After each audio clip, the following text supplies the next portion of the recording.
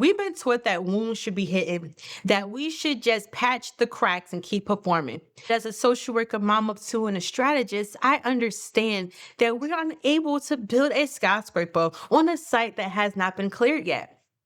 That 8-month hiatus wasn't just about my physical health, it was about my identity reformation.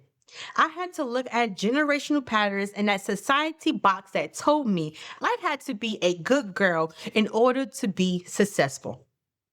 I had to dismantle that part of me that was built on fear and make room for the part of me built on purpose.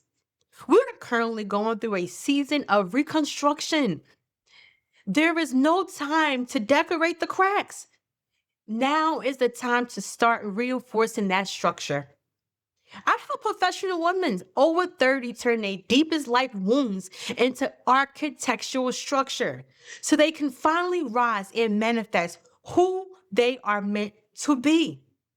So if you're feeling like you're doing it all, but your foundation feels shaky, you don't need no more vacation, honey. You need reformation. So comment build below if you're ready to look at your blueprint because I'm ready with you. Let's go.